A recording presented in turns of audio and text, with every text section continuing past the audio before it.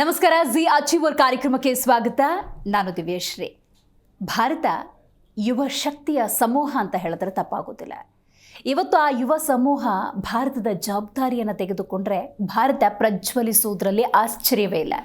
ಇವತ್ತಿನ G achiever ಕಾರ್ಯಕ್ರಮದಲ್ಲಿ ಬಂದಿರುವಂತಹ ವ್ಯಕ್ತಿ ಯುವ ಶಕ್ತಿಯಾಗಿದ್ದಾರೆ. ಸಮಾಜದ ಜವಾಬ್ದಾರಿಯನ್ನು ತೆಗೆದುಕೊಂಡಿದ್ದಾರೆ. ಸಮಾಜ ಸೇವೆಯನ್ನು ಕಳೆದ 4 ವರ್ಷಗಳಿಂದ ನಿರಂತರವಾಗಿ ಮಾಡ್ಕೊಂಡು ಬಂದಿದ್ದಾರೆ. ಹೌದು, ಇವತ್ತಿನ ನಮ್ಮ ಜಿ ಅಚೀವರ್ ಕಾರ್ಯಕ್ರಮದಲ್ಲಿ ಸಮಾಜ ಸೇವಕರಾಗಿರುವಂತಹ ಪ್ರವೀಣ್ ಕುಮಾರ್ ಇದ್ದಾರೆ. ಮೊದಲಿಗೆ ಅವರಿಗೆ ಕಾರ್ಯಕ್ರಮಕ್ಕೆ ಸ್ವಾಗತವನ್ನು ಕೋರೋಣ. ಕಾರ್ಯಕ್ರಮಕ್ಕೆ ಸ್ವಾಗತ. ಶ್ರೀ ಪ್ರವೀಣ್ ಕುಮಾರ್ ಸಮಾಜ ಸೇವಕರು. ಮೂಲತಃ ತುಮಕೂರು ತಾಲೂಕಿನ ಕೋಡಿತಿಮ್ಮನಹಳ್ಳಿಯವರಾದ ಇವರು ಕೃಷಿ ಹಾಗೂ ಸಮಾಜ ಸೇವೆಯಲ್ಲಿ ತೊಡಗಿರುವ ಯುವ ನಾಯಕರು. ಸ್ವಂತ ಹಣದಲ್ಲಿ ಬಡ ಮಕ್ಕಳಿಗೆ ಶಿಕ್ಷಣಕ್ಕೆ ಸಹಾಯ, ಬಡ ಕಲಾವಿದರಿಗೆ ಆರ್ಥಿಕವಾಗಿ ನೆರವಿನ ಹಸ್ತ, ಸರ್ಕಾರಿ ಶಾಲೆಗಳಿಗೆ ಕಟ್ಟಡ ನಿರ್ಮಾಣ ಕಾರ್ಯ, ಪೂರ್ಣಚಂದ್ರ ತೇಜಸ್ವಿ ಕಲಾ ವೇದಿಕೆ ನಿರ್ಮಾಣ, ಸ್ವದೇಶಿ ಹಳ್ಳಿಕಾರ್ ನಾಟಿ ಹಸುಗಳ ರಕ್ಷಣೆ, ನಾಟಿ ಹಸು ತಳಿ ಸಂರಕ್ಷಣೆಗೆ ಗ್ರಾಮದಲ್ಲಿ ಗೋಶಾಲೆ, ಆಂಜನೇಯ ಸ್ವಾಮಿ ದೇವಸ್ಥಾನದ ವಿಗ್ರಹ ಪುನಶ್ಚೇತನ ಕಾರ್ಯ, ಶ್ರೀರಾಮ್ ನಗರದಲ್ಲಿ ಅರಳಿ ಮರದ ಕಟ್ಟೆ ನಿರ್ಮಾಣ, ಹೀಗೆ ಹಲವಾರು ಸಾಮಾಜಿಕ ಕಾರ್ಯಗಳನ್ನ ಮಾಡಿ ಜನರ ಪ್ರೀತಿಗೆ ಪಾತ್ರರಾಗಿದ್ದಾರೆ. ಕುಟುಂಬದ ಸಹಕಾರದಿಂದ ಇವರ ಸಾಮಾಜಿಕ ಕಾರ್ಯ ಮುಂದುವರೆದಿದೆ. ಇವರಿಗೆ Zee Kannada news achievers award ನೀಡಿ ಗೌರವಿಸಲು ನಮಗೆ ಹೆಮ್ಮೆಯಾಗುತ್ತಿದೆ.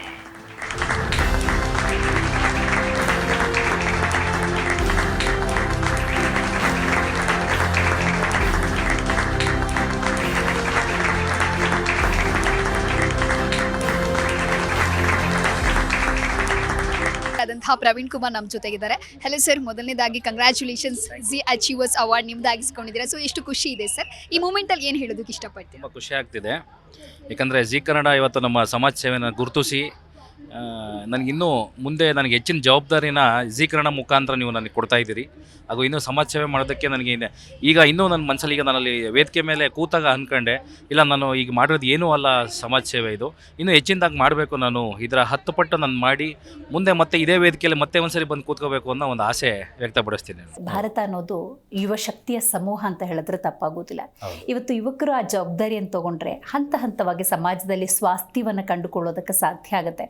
ನೀವು ಆ ಸಮಾಜದಲ್ಲಿ ಆಗಿರುವಂಥ ಕೆಲವೊಂದು ಸಮಸ್ಯೆಗಳನ್ನು ಪರಿಹರಿಸೋದಕ್ಕೆ ಇವತ್ತು ಸಮಾಜ ಸೇವೆಯಲ್ಲಿ ನಿಮ್ಮನ್ನು ನೀವು ತೊಡಗಿಸ್ಕೊಂಡಿದ್ದೀರಿ. ನನಗೊಂದು ಕುತೂಹಲ, ನಿಮ್ಮ ಬದುಕಲ್ಲಿ ಏನಾದರೂ ಪ್ರೇರಣೆ ಆಗಿರುತ್ತಲ್ಲ, ಅದು ಏನದು ಪ್ರೇರಣೆ ಅಂತ? ನನಗೆ ಮೊದಲು ನಮ್ಮ ತಂದೆ ತಾಯಿನೇ ಪ್ರೇರಣೆ. ಯಾಕಂದರೆ ನಾವು ಬಾಲ್ಯ ಕಳೆದಿದ್ದೆಲ್ಲ ತೋಟದ ಮನೆ.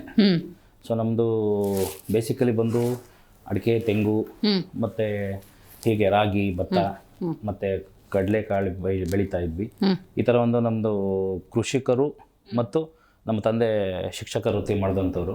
ಹಾಗಾಗಿ ನಾವು ಬಾಲ್ಯದಿಂದ ನೋಡ್ಕೊಂಡು ಬಂದಿದ್ದು ಏನಂದರೆ, ನಮ್ಮ ತಂದೆ ತಾಯಿ ಭಾಳಷ್ಟು ಈ ನಿರ್ಗತಿಕರಿಗೆ ಮತ್ತು ಇನ್ನೂ ತುಂಬ ಬಡವರಿಗೆ ಮದುವೆಗೆ ದುಡ್ಡು ಕೊಡೋದಾಗಲಿ, ಅಥವಾ ಯಾರಾದರೂ ಮನೆಗೆ ಬಂದು ಮಾಷೆ ನನ್ನ ಮಗಳದ್ದು ಮದುವೆ ಸೆಟ್ ಆಯಿತು ಅಂದ ತಕ್ಷಣ ನಮ್ಮ ತಂದೆ ತುಂಬ ದೊಡ್ಡ ಕೈ ನಮ್ಮ ತಂದೆದು. ನಮ್ಮ ತಾಯಿದು ಅಷ್ಟೇ, ಒಂದು 5 ಮೂಟೆ ರಾಗಿ ಕೊಡೋರು, ಅಥವಾ ಮದುವೆಗೆ ತೆಂಗಿನಕಾಯಿ ಕೊಡೋರು. ಈ ರೀತಿ ನಾವು ನೋಡ್ತಾ ಬಂದಾಗ ನನಗೂ ಕೂಡ ನಾನು ಬೆಳೆದು ದೊಡ್ಡವನಾಗಿ ಏನಾದರೂ ನಾನು ಒಂದು ಮಾಡಬೇಕು ಈ ಸಮಾಜಕ್ಕೆ.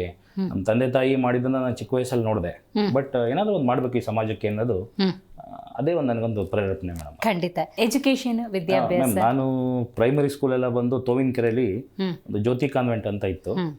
ಸೊ ಅಲ್ಲಿ ನಾನು ಪ್ರೈಮರಿ ಸ್ಕೂಲ್ ಮಾಡಿದೆ. ಸೊ ಹೈಸ್ಕೂಲ್ ಬಂದು ನಮ್ಮ ತಂದೆ ಸ್ವಲ್ಪ ನಾನು ಈ ಏನು ಹೇಳ್ತೀವಿ ಹುಡುಗಾಟ ಮನೋಭಾವನೆ, ಸ್ವಲ್ಪ ಓದಲ್ಲಿ ಕಡಿಮೆ ಇದ್ದೆ, ಎಜುಕೇಷನ್ ಆ್ಯಕ್ಟಿವಿಟೀಸಲ್ಲಿ ಕಡಿಮೆ ಇದ್ದಾಗ ಏನು ಮಾಡಿದ್ರು, ಇಲ್ಲ ಇವನು ಇಲ್ಲಿದ್ದರೆ ಸರಿ ಬರೋಲ್ಲ ಅಂತೇಳಿ ಶಿರಾದಲ್ಲಿ ಒಂದು ಪ್ರೆಸಿಡೆನ್ಸಿ ಅಂತ ಒಂದು ಸ್ಕೂಲ್ ಇತ್ತು. ಸೊ ಅಲ್ಲಿ ನನ್ನನ್ನು ಅಡ್ಮಿಷನ್ ಮಾಡಿಸಿದ್ರು. ಸೊ ಮಾಡಿಸಿದ್ಮೇಲೆ ಅಲ್ಲಿ ಏನಾಯಿತು, ನಾನು ಆ್ಯಕ್ಚುಲಿ ಎಂಟ್ರೆನ್ಸ್ ಎಕ್ಸಾಮ್ ಬರೀಬೇಕಾದ್ರೆ ನಂದು 2 ಎಂಟ್ರೆನ್ಸ್ ಎಕ್ಸಾಮ್ ಮಾರ್ಕ್ಸು. ಬಿಕಾಸ್ ನನಗೆ ಇಂಗ್ಲೀಷಲ್ಲಿ ನಾಲೆಡ್ಜೇ ಇಲ್ಲ. ಯಾಕಂದರೆ ಸ್ಕೂಲಲ್ಲಿ ನಮ್ಮ ತಂದೆ ಸ್ವತಃ ಶಿಕ್ಷಕರಾದರೂ ಕೂಡ ವಿದ್ಯಾಭ್ಯಾಸದಲ್ಲಿ ನಾನು ತುಂಬ ಹಿನ್ನಡೆ ಇದ್ದೆ. ಸೊ ನಮ್ಮ ತಂದೆ ಪ್ರೆಸಿಡೆನ್ಸಿಗೆ ಹಾಕಿದ್ರು, ಅಲ್ಲಿ ನನ್ನ ಎಂಟ್ರೆನ್ಸ್ ಎಕ್ಸಾಮ್ 2 ಮಾರ್ಕ್ಸ್ ಬಂತು. ಸೊ ಅಲ್ಲಿನ ಒಬ್ರು 2 ಮಾರ್ಕ್ ಓನ್ಲಿ 2, ಅದು ಏನು ಒಂದು ಅಂದಾಜು ಮೇಲೆ ಟಿಕ್ ಮಾಡಿದ್ದು 2 ಮಾರ್ಕ್ ಬಂದಿತ್ತು. ಅದು ನನ್ನ ಲಕ್ಕಿ ಮಾರ್ಕ್ಸ್ ಅಂತ ಅನ್ಕೊಳ್ತೀನಿ. ಸೊ ಈಗ ಪ್ರೆಸೆಂಟ್ ಏನು ನಮ್ಮ ವಿಧಾನ ಪರಿಷತ್ ಸದಸ್ಯರಾಗಿದ್ದಾರೆ ಚಿದಾನಂದ ಗೌಡ ಅಂತ ಹೇಳ್ಬಿಟ್ಟು, ಅವರ ಒಂದು ಎಜುಕೇಷನ್ ಟ್ರಸ್ಟ್, ಅದು ಪ್ರೆಸಿಡೆನ್ಸಿ ಅಂತ ಒಂದು ಸ್ಕೂಲು. ಅಲ್ಲಿಗೆ ನನಗೆ 8ಗೆ ಅಲ್ಲಿಗೆ ಹಾಕಿದ್ರು. ಸೊ ಅಲ್ಲಿ ನನಗೆ ತುಂಬ ಚೆನ್ನಾಗಿ ಪ್ರಿಪೇರ್ ಮಾಡಿದ್ರು. ಹೆಂಗೆ ಪ್ರಿಪೇರ್ ಮಾಡಿದ್ರು ಅಂದರೆ, ನಾನು SSLCಯಲ್ಲಿ ಫಸ್ಟ್ ಕ್ಲಾಸಲ್ಲಿ ಪಾಸ್ ಆದೆ. ಅಂದರೆ ABCDನೇ ಬರ್ದಲ್ಲಿರೋಂಥ ಒಬ್ಬ ಹುಡುಗನ್ನ ಪ್ರೆಸಿಡೆನ್ಸಿನ ಒಂದು ಶಾಲೆ ಇವತ್ತು ಇಲ್ಲಿ ಕೂತ್ಕೊಳ್ಳೋಕ್ಕೆ ಒಂದು ತಂದೆ ತಾಯಿ ನನ್ನ ಮೊದಲನೇ ಹಂತದಲ್ಲಿ ಕಾರಣ ಆದರೆ, ಎರಡನೇ ಹಂತದಲ್ಲಿ ಕಾರಣ ಆಗಿದ್ದು ನನ್ನ ನೆಚ್ಚಿನ ಗುರುಗಳು ಚಿದಾನಂದ ಎಂ ಗೌಡ ಸರ್ ಅವರು. ಅದ್ಭುತ. ಹೌದಾ ಮೇಡಮ್. ಅವರು ಈಗ ತುಂಬ ರಾಜಕೀಯದಲ್ಲಿ ಓಡಾಟ ಇದೆ. ಈಗ ನಮ್ಮ ಶಿರಾ ತಾಲೂಕಲ್ಲಿ ಈಗ ನಮ್ಮ ಗಂಗಾಧರ ಅವ್ರನ್ನ ತುಮಕೂರು ಜಿಲ್ಲೆಯಲ್ಲಿ ಶಿಕ್ಷಣ ಭೀಷ್ಮ ಅಂತ ಏನು ಕರಿತೀವಿ, ಅದೇ ರೀತಿ ಶಿರಾದಲ್ಲಿ ಶಿಕ್ಷಣ ಭೀಷ್ಮ ಅಂತೇಳಿ ನಮ್ಮ ಚಿದಾನಂದ ಎಂ ಗೌಡ ಸರ್ನ ಕರಿಬೋದು. ಅಷ್ಟು ಮುಂಚೂಣಿಯಲ್ಲಿದ್ದಾರೆ. ಆಮೇಲೆ ಎಷ್ಟೋ ಸರ್ಕಾರಿ ಶಾಲೆಗಳನ್ನ ದತ್ತು ತಗೊಂಡು ಆ ಶಾಲೆಗಳನ್ನ ಕೋಟ್ಯಾಂತರ ರೂಪಾಯಿ ಅವರ ಸ್ವಂತ ದುಡ್ಡಲ್ಲಿ ಆ ಶಾಲೆಗಳನ್ನ ಅಭಿವೃದ್ಧಿಪಡಿಸಿ ಇವತ್ತು ನಮ್ಮಂಥ ಎಷ್ಟೋ ಯುವಕರಿಗೆ ಸ್ಫೂರ್ತಿಯಾಗಿದ್ದಾರೆ. ಹಾಗೆ ಬೆಳೆದುವಂಥವ್ರು. ಆಮೇಲೆ ನಾನು PU ಮಾಡ್ತಾ ಬಂದೆ. PU ಬಂದು ತುಮಕೂರಲ್ಲಿ ಸಿದ್ಧಗಂಗಾ ಬಾಯ್ಸ್ ಕಾಲೇಜು, ನಮ್ಮ ಶಿವಕುಮಾರ ಸ್ವಾಮೀಜಿಯವರ ಆಶೀರ್ವಾದ. ಆ ಕಾಲೇಜಲ್ಲಿ ಓದಿದೆ. ಅಲ್ಲೂ ಕೂಡ ನಮಗೆ ಒಳ್ಳೆ ಶಿಕ್ಷಕರಿದ್ದರು. ಅಲ್ಲಿ ನಾವು ಆ ಮಠದಲ್ಲಿ, ಸಿದ್ಧಗಂಗೆ ಮಠದಲ್ಲಿ ವಾತಾವರಣ ನೋಡಿ ತುಂಬ ಚೆನ್ನಾಗಿ ನಮಗೆ ಮನಸ್ಸಲ್ಲಿ ಎಲ್ಲೋ ಒಂದು ಕಡೆ ನಾವಿರೋ ಪರಿಸ್ಥಿತಿ ಇದಲ್ಲ, ನಾವೇನೋ ಬೇರೆ ಮಾಡಬೇಕು ಅಂತ ನಮ್ಗೆ ಅಲ್ಲಿಂದ ನಮಗೆ ಸ್ಟಾರ್ಟ್ ಆಯಿತು. ಆ ಮಠದ ಜೀವನ ನೋಡಿದಾಗ ಮಠದ ಜೀವನ ನೋಡಿದಾಗ ನಮಗೆ ಸ್ಟಾರ್ಟ್ ಆಯಿತು, ಏನಾದರೂ ಒಂದು ಮಾಡಬೇಕು ಈ ಸಮಾಜಕ್ಕೆ.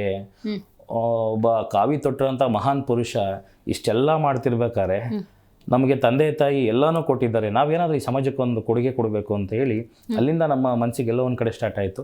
ಆಮೇಲೆ ನಾನು PU ಮುಗಿದ ಮೇಲೆ ಡಿಗ್ರಿಗೆ ಬಂದೆ. ಅಂದ್ರೆ 18-19 ವಯಸ್ಸಲ್ಲೇ ಅದು ನಿಮ್ಮ ಮನಸ್ಸಲ್ಲಿ ಬಂದಿತ್ತು. But some of family circumstances ನಾನೇನು ಮಾಡೋಕ್ಕಾಗಿರಲಿಲ್ಲ ಆಗ. ಸೊ ಡಿಗ್ರಿ ಬಂದಾಗ ನಾನು ಇದರಲ್ಲಿ ನಮ್ಮ ಕೋರ್ಟ್ಗೆರೆ GFC ಗೌರ್ಮೆಂಟ್ ಕಾಲೇಜಲ್ಲೇ ಓದಿದ್ದು. ಹಾಗೆ ಹಿಂಗೆ ಎಜುಕೇಶನ್ ಮುಗಿತಾ ಬಂತು. ನೀವು ನಿಮ್ಮ ಬದುಕನ್ನು ಹೆಂಗೆ ಕಟ್ಕೊಂಡ್ರಿ? ಏನಾದರೂ ಉದ್ಯೋಗ, ಉದ್ಯಮ ಈ ಥರದ್ದು ಏನಾದರೂ? ಮೇಡಮ್, ಈಗ ನಂದು ಒಂದು ಪೌಲ್ಟ್ರಿ ಉದ್ಯಮ ಮಾಡ್ತಾ ಇದ್ದೀನಿ. ಓಕೆ. ಈಗ ನಮ್ಮದು ಒಂದು ಪೌಲ್ಟ್ರಿ ಫಾರ್ಮ್ ಇದೆ.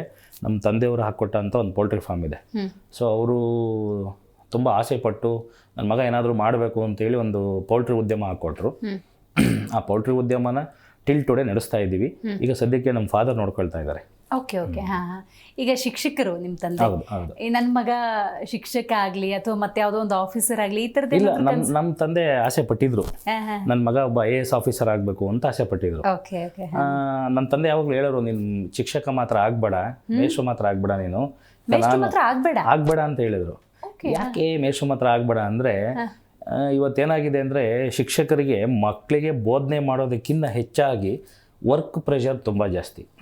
ಅವರ ಡೈರಿ ಮೇಂಟೈನ್ ಮಾಡೋದಾಗಿರ್ಬೋದು ಅಥವಾ ಬೇರೆ ಇನ್ನೊಂದು ಮಾಡೋದಾಗಿರ್ಬೋದು. ನಮ್ಮ ತಂದೆಗೇನೋ ನನ್ನ ಮಗ ಶಿಕ್ಷಕ ಆದರೆ ಅಥವಾ ಟೀಚರ್ ಆದರೆ ಇವನ್ನೆಲ್ಲ ಒಂದು ಕಡೆ ಒಂದು ಚಿಕ್ಕ ಕೆಲಸಕ್ಕೆ ಸೀಮಿತ ಆಗ್ಬಿಡ್ತಾನೆ ಅಂತೇಳಿ ನಮ್ಮ ತಂದೆ ಇಲ್ಲ, ನೀನು IAS ಆಫೀಸರ್ ಆಗಬೇಕು ಅಂತ ಅಂದರು. But for my bad luck ನನಗೆ ಅಷ್ಟು ಕೆಪಾಸಿಟಿ ಇಲ್ಲ, ಅಂದರೆ ದಟ್ ನಾಲೆಡ್ಜ್ ಇಲ್ಲ ನನಗೆ ಅಷ್ಟು.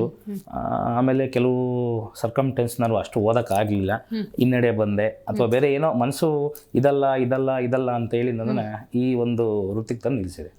ಈಗ ಇದು ಉದ್ಯಮ ಸಕ್ಸಸ್ಫುಲ್ ಆಗಿ ನಡೀತಾ ಇದೆ? ಎಸ್, ಉದ್ಯಮ ಸಕ್ಸಸ್ಫುಲ್ ಆಗಿ ನಡೀತಿದೆ.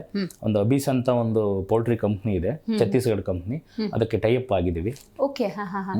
ಒಂದು ಬ್ಯಾಚ್ಗೆ ಏನಿಲ್ಲ ಅಂದರೂ ಒಂದು 3-4 ಲಕ್ಷ ಪ್ರಾಫಿಟ್ ಬರುತ್ತೆ. ತೋಟ ಇದೆ, ನಮ್ಮ ತಂದೆ ಮಾಡಿರೋಂಥ ತೋಟ ಇದೆ, ಅಡಿಕೆ ತೋಟ ಇದೆ, ತೆಂಗಿನ ತೋಟ ಇದೆ. ಇತ್ತೀಚೆಗೆ ನಮ್ಮ ತಂದೆ ನಮ್ಮದು ಹೊಸ ನರಸಾಪುರ ಇಂಡಸ್ಟ್ರಿಯಲ್ ಏರಿಯಾ ಇದೆ, ಅಲ್ಲಿ ನಮ್ಮ ಜಮೀನಿರೋದು. ಇಲ್ಲ, ಈ ಜಾಗ ಸಾಕು ನಮಗೆ, ಅಗ್ರಿಕಲ್ಚರ್ ಆ್ಯಂಡ್ ಸ್ವಲ್ಪ ಇರಲಿ ಅಂತ ಹೇಳಿ ಒಂದು ಲೇಔಟ್ ಮಾಡೋಣ ಅಂತ ಹೇಳಿ ಈಗ ಒಂದು ಲೇಔಟ್ ಕೂಡ ಮಾಡಿದ್ದಾರೆ ನಮ್ಮ ತಂದೆ. ರತ್ನ ಲೇಔಟ್ ಅಂತ ಹೇಳಿ ಮಾಡಿದ್ದಾರೆ. ನಮ್ಮ ತಾಯಿ ಹೆಸರೇ ಇಟ್ಟಿದ್ದೀವಿ ಅದಕ್ಕೆ.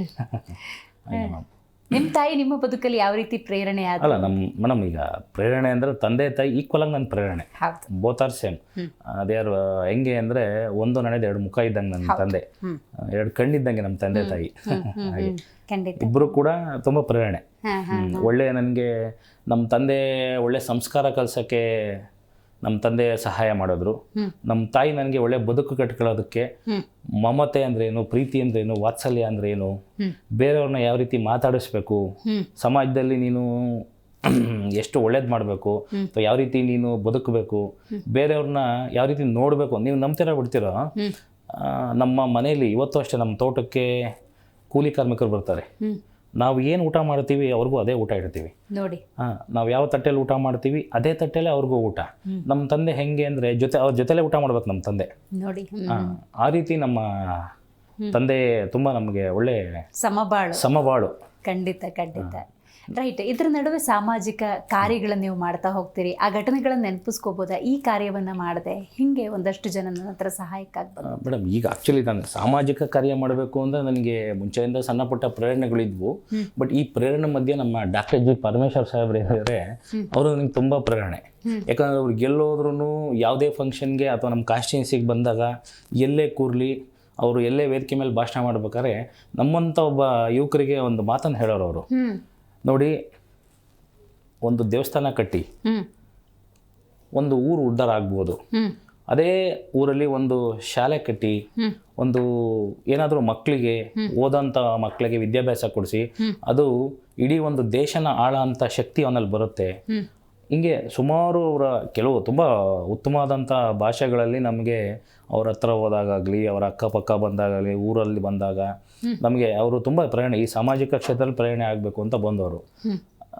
ಅವರು ಹೆಂಗೆ ಪರಮೇಶ್ವರ್ ಸಾಹೇಬ್ರಂದರೆ ಸ್ವತಃ ಅವರೇ ಕೂಡ ನೂರಾರು ವಿದ್ಯಾಸಂಸ್ಥೆಗಳನ್ನ ಕಟ್ಟಿ ಬೆಳೆಸಿ ಇವತ್ತು ಅವರ ತಂದೆ ಏನು ಎಚ್ ಎಂ ಗಂಗಾರಾಜರ ಸರ್ ಇದ್ದಾರೆ, ಅವರೊಬ್ಬ ಶಿಕ್ಷಣ ಭೀಷ್ಮ ಅಂತೇಳಿ ಅವ್ರ ಹೆಸರು ತಗೋಬೇಕು ಅಂದರೆ ಅಷ್ಟು ಸಾಮಾಜಿಕವಾಗಿ ಕಳಕಳಿಯಲ್ಲಿ ಕೆಲಸ ಮಾಡಿದರು. ಬಟ್ ಇವತ್ತು ನಮ್ಮ ಪರಮೇಶ್ವರ್ ಸಾಹೇಬರು ಅವ್ರ ಹೆಸರನ್ನ ಉಳಿಸಿ ಇನ್ನೂ ಒಳ್ಳೆಯ ಹೆಸರು ಕೀರ್ತಿ ಸಂಪಾದನೆ ಮಾಡಿ ಇವತ್ತೇನು ನಮ್ಮ ರಾಜ್ಯದಲ್ಲಿ ಒಬ್ಬ ನಂಬರ್ 1 ಗೃಹ ಮಂತ್ರಿ ಅಂತ ಹೇಳಿ ಒಂದು ಚೆನ್ನೈ ಇದರಲ್ಲಿ ಒಂದು ಇದು ಬಂತು. ಅಲ್ಲಿ ನಮ್ಮ ಗೃಹ ಸಚಿವರೇ ನಂಬರ್ 1 ಅಂತ ಹೇಳಿ ಒಬ್ಬ ಗೌರವ ಆನರ್ ಮಾಡಿದ್ರು, ವಿಶ್ವಾಸಾರ್ಹ ಗೃಹ ಮಂತ್ರಿ ಅಂತ ಹೇಳಿ. ಹಾಗೆ ನಮ್ಮ ಎಲ್ಲೇ ಹೋದ್ರು ಮೇಡಮ್, ನಮ್ಮ ಸಾಹೇಬ್ರು ಹೆಂಗೆ ಅಂದರೆ ಇಮಿಡಿಯೇಟ್ ಎಲ್ಲೋ ಒಂದು ಪೊಲೀಸ್ ಸ್ಟೇಷನ್ಗೆ ಇಮಿಡಿಯೇಟ್ ವಿಸಿಟ್ ಆಗ್ತಾರೆ. ಅಲ್ಲಿನ ಕಂಪ್ಲೇಂಟ್ಗೆ ಫೋನ್ ಮಾಡಿ ಕೇಳ್ತಾರೆ, ಏನು ನಿಮ್ಮ ಸಮಸ್ಯೆ, ನೀವು ಏನಕ್ಕೆ ಬಂದಿದ್ರಿ, ನಿಮ್ಮ ಸಮಸ್ಯೆ ಹೇಗೆ ಆಯಿತು, ಹೀಗೆ ಮಾಡ್ತಾರೆ. ರೈಟ್. ಈಗ ಶಿಕ್ಷಣ ಕ್ಷೇತ್ರದಲ್ಲಿ ನಿಮ್ಮ ಕೈಲಾದ ಸೇವೆಯನ್ನು ನೀವು ಮಾಡ್ಕೊಂಡು ಬಂದಿದ್ದೀರಿ, ಇದ್ರ ಬಗ್ಗೆ ಹೇಳಿ. ಏನಿಲ್ಲ, ಶಿಕ್ಷಣ ಕ್ಷೇತ್ರದಲ್ಲಿ ಮಾಡಿದ ಅದೇ ಮೇಲಾಗಿ ನಮ್ಮ ತಂದೆ ಆಗಿರೋದ್ರಿಂದ ನಮ್ಮ ತಂದೆ ಯಾವಾಗಲೂ ಹೇಳೋರು, ಇವತ್ತೇನು ನಾನು ನಿಮ್ಮನ್ನು ಬೆಳೆಸಿದ್ದೀನಿ ಅಥವಾ ನಿಮಗೆ ಈ ಮಟ್ಟಕ್ಕೆ ನಾನು ತರಬೇಕು ಅಂದರೆ ನನಗೆ ಏನು ಈ ಶಿಕ್ಷಣ ಕ್ಷೇತ್ರನೇ ಮೂಲ ಆಧಾರ. ಹಾಗಾಗಿ ನಮ್ಗೆ ಅದೆಲ್ಲ ಒಂದು ಕಡೆ ಮನಸ್ಸಲ್ಲಿ ಬೇರೂರುತ್ತು, ಏನಾದರೂ ಮಕ್ಕಳಿಗೆ ಮಾಡಬೇಕು ಅಥವಾ ಯಾವ್ದಾದ್ರು ಒಂದು ಶಾಲೆಗಳನ್ನ ಉಳಿಸ್ಬೇಕು ಅಂತೇಳಿ. ಯಾಕೆಂದ್ರೆ ಇವತ್ತು ಸರ್ಕಾರಿ ಶಾಲೆಗಳು ಮುಚ್ಚುವಂತಕ್ಕೆ ಬಂದ್ಬಿಟ್ಟಿದೆ, ಮುಚ್ಚುವಂತಕ್ಕೆ ಬಂದಿದೆ. ಹಾಗಾಗಿ ಏನಾದರೂ ಒಂದು ಆ ಶಾಲೆಗಳನ್ನ ಉಳಿಸೋ ನಿಟ್ಟಿನಲ್ಲಿ ಒಂದು ಸಣ್ಣ ಪುಟ್ಟ ಕಾರ್ಯಗಳನ್ನು ಮಾಡಬೇಕು ಅಂತೇಳಿ ಒಂದು ಕೆಲವು ಮಕ್ಕಳನ್ನ ಒಂದು 8 ಜನ ಮಕ್ಕಳನ್ನ ದತ್ತು ತಗೊಂಡು ಅವ್ರಿಗೇನು ಮಕ್ಕಳಿಗೆ ಪಠ್ಯಪುಸ್ತಕ ಬೇಕಾ ಅಥವಾ ಅವ್ರಿಗೇನು ಆಟೋಟ ಚಟುವಟಿಕೆಗಳಲ್ಲಿ ಏನಾರ ಅವಶ್ಯಕತೆ ಇದ್ದಾಗ ನಾನು ಅವ್ರಿಗೆ ಮುಂದೆ ನಿಂತ್ಕೊಂಡು ಅವ್ರಿಗೆ ಎಲ್ಲನೂ ಮಾಡ್ತೀವಿ. ಹಾಗೆ ಮೊನ್ನೆ ಶಿರಾ ತಾಲೂಕಲ್ಲಿ ಅಂತಾಪುರ ಅಂತ ಒಂದು ಗ್ರಾಮ, ಅಲ್ಲಿ ಎಲ್ಲ ತುಂಬ ಕಡು ಬಡವರೆ ಅಂತ ಇರೋದಲ್ಲಿ ಅಲ್ಲಿ ಶಿಕ್ಷಕರು ಹೊನ್ನಗಂಗಯ್ಯ ಅಂತ ಹೇಳಿ ಒಬ್ಬರು ಮುಖ್ಯ ಶಿಕ್ಷಕರಿದ್ದಾರೆ. ಅವ್ರು ನನಗೆ ಫೋನ್ ಮಾಡಿ ಹೇಳಿದ್ರು, ಪ್ರವೀಣ್ ಸರ್ ಹಿಂಗೆ ನಮ್ಮ ಸ್ಕೂಲಲ್ಲಿ ಕೆಲವು ಅಗತ್ಯತೆಗಳಿದೆ. ಯಾಕೆಂದರೆ ಆ ಮಾಸ್ಟರ್ ಹೆಂಗೆ ಆ ಊರಲ್ಲಿ ಅಂದರೆ ಅಲ್ಲಿನ ಮಕ್ಕಳು ಯಾರು ಕೂಡ ಪ್ರೈವೇಟ್ ಶಾಲೆಗೆ ಹೋಗೋದಿಲ್ಲ, ಅಲ್ಲಿ ಎಲ್ಲರೂ ಕೂಡ ಆ ಒಂದು ಗೌರ್ಮೆಂಟ್ ಶಾಲೆಗೆ ಬರೋದು ಅಲ್ಲಿನ ಎಲ್ಲ ಮಕ್ಕಳುಗಳು. ಯಾಕೆ ಅಲ್ಲಿ ಬರ್ತಾರೆ ಅಂದರೆ ಆ ಶಿಕ್ಷಕರು ಏನು ಮಾಡ್ತಾರೆ, ಹೊನ್ನಗಂಗಯ್ಯ ಮಾಸ್ಟ್ರು ಆ ಮಕ್ಕಳಿಗೆ ಪೆನ್ಸಿಲಿಂದ ಹಿಡಿದು ಪೆನ್ನಿಂದ ಹಿಡಿದು ಮಕ್ಕಳಿಗೆ ಬುಕ್ಸು ಮತ್ತು ಬೇರೆ ಸ್ಕೂಲ್ ಬ್ಯಾಗು ಪ್ರತಿಯೊಂದನ್ನು ಕೂಡ ಅವರು ಅವ್ರ ಸ್ವಂತ ದುಡ್ಡಲ್ಲಿ ಆ ಮಕ್ಕಳಿಗೊಂದು ಸೇವೆ ಮಾಡ್ತಿದ್ದಾರೆ. ಸೊ ಹಾಗಾಗಿ ಅವ್ರು ಫೋನ್ ಮಾಡಿ ಹೇಳಿದಾಗ, ಸರಿ ಮಾಸ್ಟರ್ ಆಯಿತು, ಏನು ಮಾಡಬೇಕು ಅಂತ. ಏನಿಲ್ಲ ಸರ್, ನಮ್ಮ ಸ್ಕೂಲ್ಗೊಂದು ವೇದಿಕೆ ನಿರ್ಮಾಣ ಮಾಡಿಕೊಡ್ಬೇಕು. ಯಾಕಂದರೆ ಪ್ರೈವೇಟ್ ಶಾಲೆಗಳಲ್ಲೆಲ್ಲ ದೊಡ್ಡ ದೊಡ್ಡ ವೇದಿಕೆ ಇರುತ್ತೆ, 50 ಅಡಿ 60 ಅಡಿ ಅಗಲ ಇರುತ್ತೆ. ಅಲ್ಲಿ ಮಕ್ಕಳು ಸ್ಟೇಜ್ ಫಿಯರ್ಸ್ ಇರಲ್ದಂಗೆ ಡ್ಯಾನ್ಸ್ ಮಾಡ್ತಾರೆ. ಬಟ್ ನಮ್ಮ ಮಕ್ಕಳಿಗೆ ಯಾವುದೇ ಸ್ಟೇಜ್ ಇಲ್ಲ. ಮಕ್ಕಳು ಇನ್ನು ಪಠ್ಯದ ಹೊರತಾಗಿ ಬೇರೆ ಏನಾದರೂ ಸಾಂಸ್ಕೃತಿಕ ಕಾರ್ಯಕ್ರಮ ಮಾಡೋದಕ್ಕೆ ನಮಗೆ ವೇದಿಕೆ ಇಲ್ಲ, ಅದೊಂದು ನಿರ್ಮಾಣ ಮಾಡಿಕೊಟ್ರೆ ಅನುಕೂಲ ಆಗುತ್ತೆ ಅಂದರು. ಸರಿ ಮಾಸ್ಟರ್ ಅಂತ ಅವತ್ತು ಬೆಳಗ್ಗೆನೇ ಹೋದೆ ಸ್ಕೂಲ್ಗೆ, ನೋಡಿದೆ ಅಲ್ಲಿ ಏನು ಜಾಗ ಇದೆ ಆ ಜಾಗದಲ್ಲಿ 20x20 ಒಂದು KP ಪೂರ್ಣಚಂದ್ರ ತೇಜಸ್ವಿ ಕಲಾ ವೇದಿಕೆ ಅಂತ ಹೇಳಿ ಒಂದು ವೇದಿಕೆನ ಸುಮಾರು 2 ಲಕ್ಷದಲ್ಲಿ ನಿರ್ಮಾಣ ಮಾಡಿ ಅದು ಮೊನ್ನೆ ತುಂಬ ಚೆನ್ನಾಗಿ ಆಯಿತು, ಫಂಕ್ಷನ್ ಎಲ್ಲ ಆಯಿತು. ಪಾಪ ನಾನು ತುಂಬ ಚೆನ್ನಾಗಿ ಭಾಳ ಪ್ರೀತಿಯಿಂದ ಮಕ್ಕಳೆಲ್ಲ ಥ್ಯಾಂಕ್ ಯು ಸರ್ ಅಂತೇಳಿ ಅವರ ಒಂದು ಭಾಷೆಯಲ್ಲಿ ಹೇಳಿದ್ರು. ಅದು ಎಲ್ಲೋ ಒಂದು ಕಡೆ ನಮಗೆ ಅದೆಲ್ಲ ನಿಮ್ಗೊಂದು ರೀತಿ ಇನ್ನೂ ಜವಾಬ್ದಾರಿ ಜಾಸ್ತಿ ಮಾಡುತ್ತೆ. ಹೌದು ಎಸ್ ಅಲ್ಲ, ಈ ಜವಾಬ್ದಾರಿ ಜಾಸ್ತಿ ಅನ್ನೋದಕ್ಕಿಂತ ಮೇಡಮ್, ಈಗ ನೀವೇನು ಇಲ್ಲಿ ನಮಗೆ ಈ ರೀತಿ ಇವತ್ತು ಇಲ್ಲಿ ಕರೆಸಿದ್ದೀರಿ, ಇದು ನನಗೆ ಇನ್ನೂ 100 ಪಟ್ಟು ಜವಾಬ್ದಾರಿ ಜಾಸ್ತಿ ಮಾಡ್ತಾನೆ ನನಗೆ. ಯಾಕಂದರೆ ಇವತ್ತು ನಿಮ್ಮ ಮುಂದೆ ಬಂದು ಕೂತು ನಾನು ಮಾತಾಡಬೇಕು ಅಂದರೆ ನೀವೆಲ್ಲೋ ಒಂದು ಕಡೆ ನೀವೇನೋ ಒಂದು ಮಾಡಿದ್ದೀರಿ ಅಂತೇಳಿ ಇವತ್ತು ನೀವು ನನ್ನನ್ನು ಇಲ್ಲಿ ಕರೆದು ಒಂದು ಹಾನರ್ ಮಾಡ್ತಿದ್ರಾ ಅಥವಾ ಏನೋ ಒಂದು ನನಗೆ ಸಪೋರ್ಟ್ ಮಾಡ್ತಿದ್ದೀರಾ ಅಂದರೆ ಸೊ ನನ್ನ ಜವಾಬ್ದಾರಿಯಿಂದ 10 ಪಟ್ಟು 100 ಪಟ್ಟು ಜಾಸ್ತಿ ಆಯಿತು ಅಂತೇಳಿ ಈಗ ನಾನು ಕ್ಷಣದಲ್ಲಿ ತಿಳ್ಕೊಂಡೆ. ಖಂಡಿತ. ತುಮಕೂರು ಅಂದಾಗ ಸಹಜವಾಗಿ ನಮಗೆ ಕಲಾವಿದರು ನೆನಪಾಗ್ತಾರೆ. ಹೌದು. ಆ ಕಲಾವಿದರ ಪೋಷಣೆಗೂ ಕೂಡ ಜವಾಬ್ದಾರಿಯನ್ನು ತಗೊಂಡಿದ್ರೆ ಇದ್ರ ಬಗ್ಗೆ ಹೇಳಿ. ಮಾಡಬೇಕು ಮೇಡಮ್ ಕಲಾವಿದರ ಪೋಷಣೆ. ಯಾಕೆಂದ್ರೆ ಈಗ ಏನಾಗಿದೆ ಅಂದರೆ ನೋಡಿ, ಈಗ ಗುಬ್ಬಿ ವೀರಣ್ಣ ಅವರು ಹೆಂಗೆ ಅಂದರೆ ಒಬ್ಬ ನಾಟಕಕಾರರು. ಅವತ್ತೇನೆ ಗುಬ್ಬಿ ವೀರಣ್ಣ ನಾಟಕ ಮಂಡಳಿ ಅಂತ ಒಂದು ಮಾಡಿ ಇವತ್ತೇನು ನಮ್ಮ ವಿಶ್ವವಿಖ್ಯಾತ ಡಾಕ್ಟರ್ ರಾಜ್ಕುಮಾರ್ ಅವರು ಕೂಡ ಅವರ ಗಡಿಯಲ್ಲಿ ಬೆಳೆದಂಥವ್ರು. ಅಂಥವರು ನಮ್ಮ ನಾಡಲ್ಲಿ ಹುಟ್ಟಿರೋದೇ ನಮ್ಮ ಪುಣ್ಯ. ನಿಜ. ಅವರು ಏನು ಗುಬ್ಬಿಲಿ ಇವತ್ತು ಎಲ್ಲೋ ಒಂದು ಕಡೆ ಅವರ ಒಂದು ಸಮಾಧಿ ಇವತ್ತು ಅಳಿನಂಚಿಗೆ ಹೋಗ್ಬಿಟ್ಟಿದೆ. ಕಾರಣಾಂತರದಿಂದ ಯಾರೂ ಆ ಕಡೆ ಗಮನಿಸ್ತಾ ಇಲ್ಲ. ಮುಂದಿನ ದಿನಗಳಲ್ಲಿ ಅದ್ರ ಬಗ್ಗೆ ಸ್ವಲ್ಪ ಗಮನ ಹರಿಸಿ ಏನಾದರೂ ಒಂದು ಮಾಡಬೇಕು ಅಂತ ಹೇಳಿ ನಮ್ಮ ಮನಸ್ಸಲ್ಲಿದೆ. ಓಕೆ. ಇನ್ನು ಗೋವುಗಳ ರಕ್ಷಣೆಗೆ ಪಣ ತೊಟ್ಟಿದ್ದೀರಿ ಅಂತ ಇದ್ರ ಬಗ್ಗೆ ಹೇಳಿ. ಗೋವುಗಳ ರಕ್ಷಣೆ ಆ್ಯಕ್ಚುಲಿ ಈಗ ನಾನು ಟಿ ವಿ ಮಾಧ್ಯಮದಲ್ಲಿ ಬೇರೆ ಕಡೆ ನೋಡ್ತಾ ಇರ್ತೀನಿ. ನಮ್ಮ ಗೋವುಗಳನ್ನ ಎಲ್ಲೋ ಒಂದು ಕಡೆ ಎಲ್ಲೋ ಸಾಕ್ಸೋದು, ಅವುಗಳನ್ನ ಹತ್ಯೆ ಮಾಡೋದು, ಅವುಗಳ ಭಕ್ಷಕರು ಜಾಸ್ತಿ ಆಗಿದ್ದಾರೆ. ಇವತ್ತು ಗೋವುಗಳ ಭಕ್ಷಕರು ಜಾಸ್ತಿ ಆಗಿದ್ದಾರೆ. ಹಾಗಾಗಿ ಎಲ್ಲ ಒಂದು ಕಡೆ ಅಟ್ಲೀಸ್ಟ್ ಈಗ ನಾವು ಎಲ್ಲ ಕಡೆ ಹೋಗಿ ಎಲ್ಲ ಗೋವುಗಳನ್ನು ರಕ್ಷಣೆ ಮಾಡೋ ಅಂಥ ಅರ್ಹತೆ ಅಥವಾ ಆ ಒಂದು ಕೆಪಾಸಿಟಿನ ನಾವು ಮೈಗೂಡಿಸ್ಕೊಂಡಿಲ್ಲ. ಬಟ್ ನಮ್ಮಲ್ಲಿ ಸ್ಥಳೀಯವಾಗಿ ಏನು ಗೋವುಗಳಿದ್ದಾವೆ ಒಂದು ಎಲ್ಲೋ ಒಂದು ಆ ಹಳ್ಳಿಲಿ ಅಥವಾ ಆ ದೇವಸ್ಥಾನದಲ್ಲಿ ಅಲ್ಲೊಂದು ಪುಟ್ಟದಾಗಿ ಈಗ ಇತ್ತೀಚೆಗೆ ಒಂದು ಬಸವ ಕುಟೀರ ಅಂತ ಹೇಳಿ ಒಂದು ಕುಟೀರ ನಿರ್ಮಾಣ ಮಾಡಿ ಅಲ್ಲಿ ಒಂದು ಗೋವನ್ನು ರಕ್ಷಣೆ ಮಾಡಿದ್ದೀವಿ. ಇವತ್ತು ಆ ಗೋ ಅದು ಹೆಂಗೆ ಅಂದರೆ ಹೈಟೆಕ್ ಮಾಡಿದ್ದೀನಿ. ಯಾವ ರೀತಿ ಹೈಟೆಕ್ ಗೋವು ರಕ್ಷಣೆ ಅಂದರೆ ಅದಕ್ಕೆ ಇನ್ಕ್ಲೂಡಿಂಗ್ ಫ್ಲೋರ್ ಮ್ಯಾಟ್ ಹಾಕಿದ್ದೀನಿ, ಅದಕ್ಕೆ ಕೌ ಮ್ಯಾಟ್ ಹಾಕಿದ್ದೀನಿ, ಮತ್ತು ಒಂದು ಫ್ಯಾನ್ ಹಾಕಿದ್ದೀನಿ. ಅದಕ್ಕೆ ಯಾವಾಗಲೂ ಅದಕ್ಕೆ ಒಳ್ಳೆ ಗಾಳಿ ಬೆಳಕು ಅದಕ್ಕೆ ಮೇವು ಮೇಯ ಅಂತದಕ್ಕೆಲ್ಲ ಕೂಡ ವ್ಯವಸ್ಥೆಯನ್ನ ಮಾಡಿ ತುಂಬ ಅಚ್ಚುಕಟ್ಟಾಗಿ ಮಾಡಿದ್ದೀನಿ ಮೇಡಮ್. ನಮ್ಮ ಪರಂಪರೆ ಅಂದರೆ ದೇವಸ್ಥಾನಗಳು, ಎಷ್ಟೋ ದೇವಸ್ಥಾನಗಳು ಅಳಿವಿನ ಅಂಚಿನಲ್ಲಿರುತ್ತೆ. ಜೀರ್ಣೋದ್ಧಾರಕ್ಕೆ ಅಥವಾ ಇನ್ನೇನೋ ಒಂದು ಮಾಡಬೇಕು ಅಂತ ಗ್ರಾಮದ ಜನ ನಿಮ್ಮ ಹತ್ರ ಬರ್ತಾರೆ. ಆ ದೇವಸ್ಥಾನಕ್ಕೆ ನಿಮ್ಮ ಕೈಲಾದಂಥ ಸೇವೆಯನ್ನು ಸಲ್ಲಿಸುವಂಥ ಪ್ರಯತ್ನವನ್ನು ಮಾಡಿದ್ದೀರಿ. ಇದ್ರ ಬಗ್ಗೆ ಹೇಳಿ. ದೇವಸ್ಥಾನ ಅಂದ ತಕ್ಷಣ ನೀವು ಆ್ಯಕ್ಚುಲಿ ನಮ್ಮ ಶಿರಾ ಸಿಟಿ ಹತ್ತಿರವಾಗೇ ಒಂದು ಅರಳಿ ವೃಕ್ಷ ಇದೆ. ಹೌದು. ಭೂತೇಶ್ವರ ನಗರ ಅಂತ ಒಂದು ಊರು, ಅದು ನಮ್ಮ ಶಿರಾ ಇಂಡಸ್ಟ್ರಿಯಲ್ ಏರಿಯಾ ಪಕ್ಕದಲ್ಲೇ ಇದೆ. ಸೊ ನಾನು ಆ ರೋಡಲ್ಲಿ ಓಡಾಡ್ತಾ ಬರ್ತಾ ನೋಡ್ತಾ ಇದ್ದೆ, ಅದು ಅರಳಿ ವೃಕ್ಷ ತೀರಾ ಅಳಿವಿನಂಚಿಗೆ ಹೊರಟೋಗ್ಬಿಟ್ಟಿತ್ತು. ಯಾವ ರೀತಿ ಅಂದರೆ ಅಲ್ಲೆಲ್ಲ ಗಲೀಜು ಮಾಡಿ ಅಲ್ಲೆಲ್ಲ ಇಂಡಸ್ಟ್ರಿ ಅಂತ ಕಸ ಎಲ್ಲ ತಂದು ಅಲ್ಲಿ ಹಾಕಿ ಏನೆಲ್ಲ ಅಲ್ಲಿ ಮಾಡಿದರು. ಸೊ ಅದನ್ನು ನಾನು ಎಚ್ಚೆತ್ಕೊಂಡು ಇರಲಿ ಇದನ್ನೇನಾದರೂ ಮಾಡಬೇಕು ಅಂತೇಳಿ ಗಮನ ಹರಿಸಿ ಇದನ್ನು ಮಾಡಬೇಕಾದ್ರೆ ನನಗೆ ಇದು ನಮ್ಮ ಜೊತೆಲೊಬ್ಬರು ನಮ್ಮ ಗೃಹ ಸಚಿವರ ವಿಶೇಷ ಕರ್ತವ್ಯಾಧಿಕಾರಿ ಇದ್ದಾರೆ, ಡಾಕ್ಟರ್ ಕೆ ನಾಗಣ್ಣ ಅಂತ ಹೇಳಿ. ಅವರು ನಮ್ಮ ಶಿರಾ ತಾಲೂಕವರೇ. ಅವ್ರ ಜೊತೆ ಕಾರಲ್ಲಿ ಹೋಗ್ಬೇಕಾದ್ರೆ ಅವ್ರು ನನಗೆ ತೋರಿಸಿ ಹೇಳಿದ್ರು, ನೋಡು ಪ್ರವೀಣ್, ಎಷ್ಟು ಇವತ್ತು ನಮ್ಮ ಪರಿಸ್ಥಿತಿ ಹೆಂಗಿದೆ ಅಂದರೆ ಹಿಂದೆ ನಾವೆಲ್ಲ ಆಡಿ ಬೆಳೆದಂಥ ಆಲದ ಮರ, ಇದು ಅರಳಿ ಮರಗಳು, ಇವತ್ತಿನ ಯಾರು ಯುವಕರು ಇದ್ರ ಬಗ್ಗೆ ಗಮನ ಹರಿಸಲ್ಲ. ನೋಡಿ ಏನಾದರೂ ಮಾಡಂಗಿದ್ರೆ ಇದಕ್ಕೇನಾದರೂ ಮಾಡ್ಬೋದಾ ನೋಡು ಅಂತ ಹೇಳಿದ್ರು. ಸರಿ ಅಣ್ಣ ಆಯಿತು ಅಂತ ಅವತ್ತಿನ ಬೆಳಗ್ಗೆನೇ ಹೋಗಿ ನೋಡಿದೆ ಅಲ್ಲಿ ಏನು ಮಾಡ್ಬೋದು ಅಂತೇಳಿ. ನಮ್ಮ ನರಸಿಂಹರಾಜು ಅಂತೇಳಿ ಒಬ್ಬರು ಸಿವಿಲ್ ಕಾಂಟ್ರಾಕ್ಟ್ ಇದ್ದಾರೆ. ಸೊ ಅವ್ರನ್ನ ಕರ್ಕೊಂಡು ಹೋದೆ. ಅವರೆಲ್ಲ ನೋಡಿ, ಸರ್ ಇದು ನಾನು ಮಾಡಲ್ಲ ಸಿವಿಲ್ ಕಾಂಟ್ರಾಕ್ಟ್, ಇದಕ್ಕೆ ದೇವಸ್ಥಾನ ಮಾಡೋ ಅಂಥವ್ರು ಒಬ್ರು ಇದ್ದಾರೆ ಅಂತ ಹೇಳಿ ತರೂರು ರಮೇಶ್ ಅಂತ ಇದ್ದಾರೆ, ಅವರು ರಮಣ್ಣ ಅಂತ ಕರಿತೀವಿ ಅವ್ರನ್ನ ಕರೆಸಿ ಅದೇನು ಮಾಡ್ಬೋದು ಅಂತ ಹೇಳಿ ಮಾಡಿ ಮೇಡಮ್. ಅದು ಅದೊಂದು 5 ಲಕ್ಷ ಖರ್ಚು ಮಾಡಿದ್ದೇನೆ ಅದಕ್ಕೆ, ಹಳ್ಳಿ ಮರ ಸಂರಕ್ಷಣೆ ಮಾಡೋಕ್ಕೆ.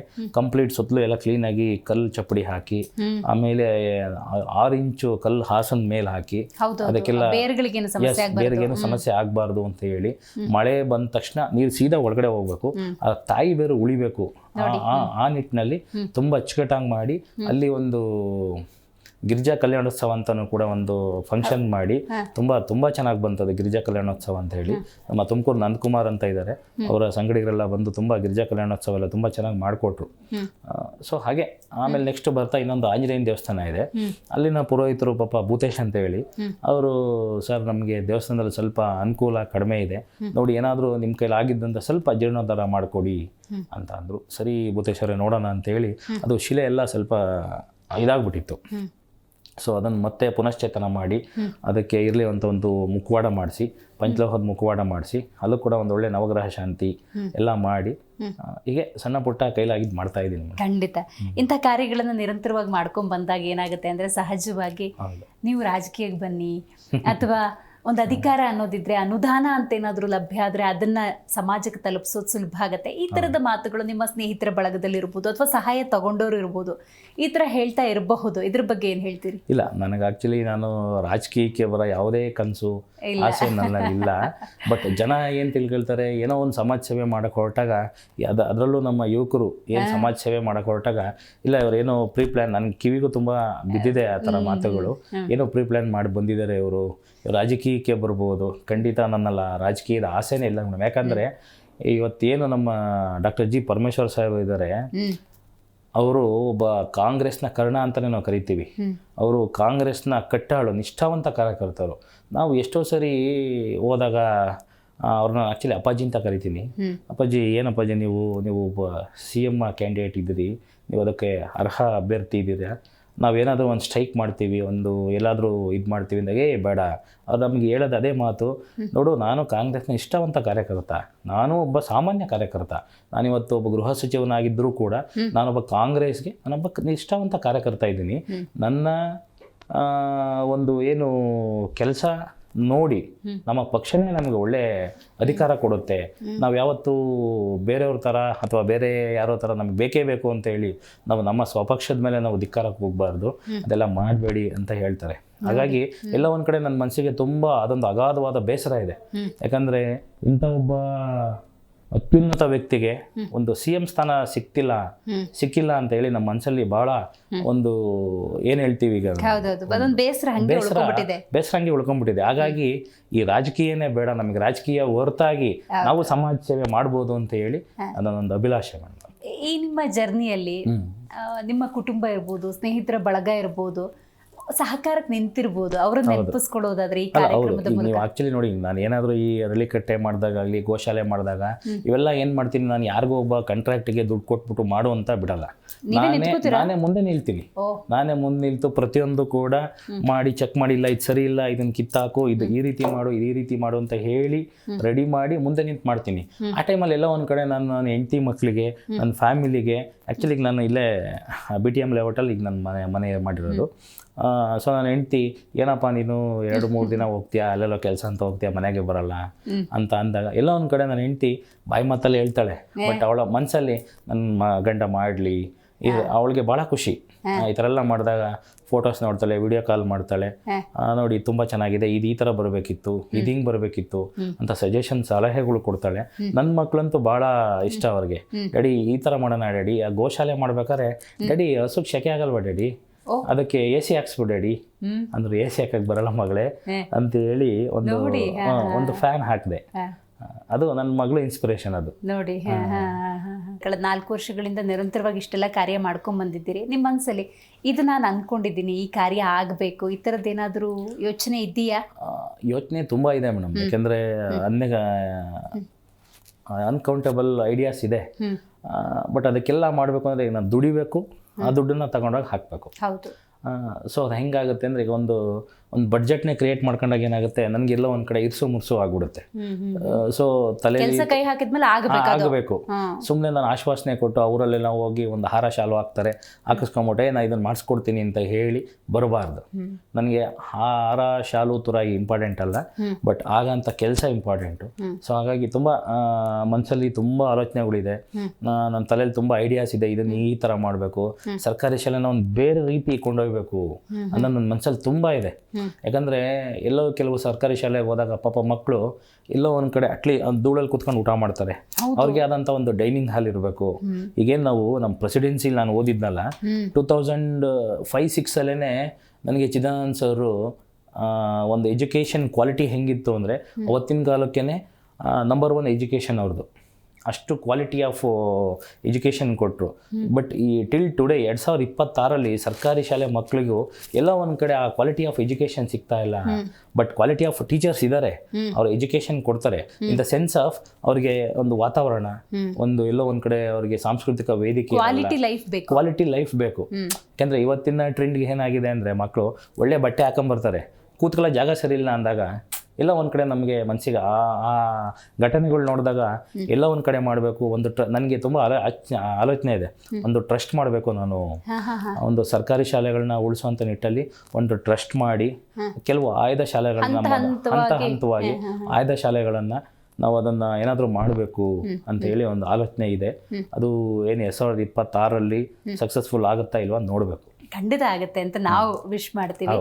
ಇನ್ನು ಸಮಾಜಕ್ಕೆ ನೀವು ಕೊಡುವಂತಹ ಸಂದೇಶ? ದೊಡ್ಡವರಿರ್ಬೋದು, ಚಿಕ್ಕವರಿರ್ಬೋದು, ಎಲ್ಲ ಒಂದು ಕಡೆ ನೀವು ದುಶ್ಚಟಗಳಿಗೆ ಅಥವಾ ದುರಭ್ಯಾಸಗಳಿಗೆ ನೀವು ಪ್ರತಿದಿನ 1000 ರೂಪಾಯಿ ಖರ್ಚು ಮಾಡ್ತೀರಿ. ಈಗ ಯಾರೋ ಒಬ್ಬರು ಯಾವುದೋ ಒಂದು ಡಾಬಾದಲ್ಲೋ ಎಲ್ಲೋ ಹೊರಗಡೆ ಕೂತ್ಕೊಂಡಾಗ ಒಂದು ಟೇಬಲಲ್ಲಿ ಕೂತಾಗ ಒಂದು 5,000 ರಿಂದ 6,000 ರೂಪಾಯಿ ಖರ್ಚಾಗುತ್ತೆ. ಒಂದು 6 ಜನ ಫ್ರೆಂಡ್ಸ್ ಹೋದರೆ 6,000 ಖರ್ಚು ಮಾಡ್ತೀವಿ. ಅದು ನಿಮ್ಮ ಆರೋಗ್ಯನ ನೀವೇ ದುಡ್ಡು ಕೊಟ್ಟು ಹಾಳು ಮಾಡ್ಕೊಳ್ತೀರ ಅಂತ ನನ್ನೊಂದು ಮನೋಭಾವನೆ. ಹಾಗಾಗಿ ನೀವು ಅದೇ 6,000ನ ನೀವು ಖರ್ಚು ಮಾಡಿ, ನಿಮ್ಮ ದುಡ್ಡು ನಿಮ್ಮಿಷ್ಟ. ಖರ್ಚು ಮಾಡೋದ್ರಲ್ಲಿ ಅಲ್ಪ ಸ್ವಲ್ಪ ಉಳಿಸಿ ಏನಾದರೂ ಒಂದು ಸಮಾಜಕ್ಕೆ ನೀವು ಒಂದು ಕೊಡುಗೆ ಅಂತ ಕೊಟ್ಟಿದ್ದಾದರೆ, ನಾವು ಈ ಸಮಾಜದಲ್ಲಿ ಹುಟ್ಟಿ ಬೆಳೆದಿದ್ದಕ್ಕೂ ನಮಗೆ ಈ ಎನ್ವೈರ್ನ್ಮೆಂಟ್ ತುಂಬ ಕೊಟ್ಟಿದೆ, ಬಟ್ ನಾವು ಈ ಎನ್ವೈರ್ನ್ಮೆಂಟ್ ಏನೂ ಕೊಟ್ಟಿಲ್ಲ, ನಾವು ರಿಟರ್ನ್ ಏನೂ ಕೊಟ್ಟಿಲ್ಲ. ಯಾಕೆಂದ್ರೆ ಈಗ ನಾವು ತಾಯಿ ಗರ್ಭದಿಂದ ಹೊರಗಡೆ ಬಂದ ತಕ್ಷಣ ನಾವು ಉಸಿರಾಡೋದೇ ಈ ಎನ್ವೈರ್ನ್ಮೆಂಟಿಂದ. ನಿಜ. ಸಿನ್ಸ್ ದಟ್ ನಮ್ಮ ತಾಯಿ ನಮಗೆಲ್ಲನೂ ಮಾಡಿರ್ತಾಳೆ, ಬಟ್ ಹೊರಗಡೆ ಬಂದ ತಕ್ಷಣ ನಾವು ಈ ಸಮಾಜದಿಂದ ಎಲ್ಲನೂ ಪಡೆದಿರ್ತೀವಿ. ಹಾಗಾಗಿ ನಾವು ಸಮಾಜಕ್ಕೆ ಏನಾದರೂ ಒಂದು 100 ರೂಪಾಯಿ ಖರ್ಚು ಮಾಡೋಕ್ಕಾಗಿರೋ ಒಂದು 10 ರೂಪಾಯಿ ಆದರೂ ಖರ್ಚು ಮಾಡಿ ಏನಾದರೂ ಒಂದು ಸಮಾಜಕ್ಕೆ ಕೊಡುಗೆ ಕೊಡಿ ಅಂತ ಹೇಳಿ ನಾನು ಈ ಮೂಲಕ ತಮ್ಮಲ್ಲಿ ಕೇಳ್ಕೊಳ್ತೀನಿ. ಖಂಡಿತ. ಇವತ್ತಿನ ಕಾರ್ಯಕ್ರಮದಲ್ಲಿ ಭಾಗಿಯಾಗಿ ನಿಮ್ಮ ಬದುಕನ್ನು ನಮ್ಮ ಜೊತೆ ಹಂಚಿಕೊಂಡಿದ್ದಕ್ಕಾಗಿ ಧನ್ಯವಾದಗಳು. Thank you madam, thank you so much. So ನೋಡಿದ್ರೆ ವೀಕ್ಷಕರೇ, ಯುವ ಶಕ್ತಿ ಜಾಗೃತವಾದರೆ ಸಮಾಜವೇ ಜಾಗೃತವಾದಂತೆ. ಸಮಾಜದಿಂದ ನಾನೇನು ಪಡ್ಕೊಂಡೆ ಅನ್ನೋದಕ್ಕಿಂತ ಹೆಚ್ಚಾಗಿ ನಾನೇನು ಕೊಡುಗೆ ಕೊಟ್ಟೆ ಅನ್ನುವಂಥ ಯೋಚನೆ ಪ್ರವೀಣ್ ಕುಮಾರ್ ಅವರದು. ಆ ನಿಟ್ಟಿನಲ್ಲಿ ನಿರಂತರವಾಗಿ ಕಳೆದ 4 ವರ್ಷಗಳಿಂದ ಮಾಡಿಕೊಂಡು ಬಂದಿದ್ದಾರೆ. ಹಲವಾರು ಯೋಜನೆಗಳಿದ್ದಾವೆ, ಅವೆಲ್ಲವೂ ಕೂಡ ಆದಷ್ಟು ಬೇಗ ಸಾಕಾರಗೊಳ್ಳಿ ಅಂತ ಹೇಳ್ತಾ ಇವತ್ತಿನ ಕಾರ್ಯಕ್ರಮವನ್ನು ಮುಗಿಸೋಣ. ನೋಡ್ತಾ ಇರಿ ಜೀ ಕನ್ನಡ ನ್ಯೂಸ್, ಸತ್ಯವೇ ಸುದ್ದಿಯ ಜೀವಾಳ.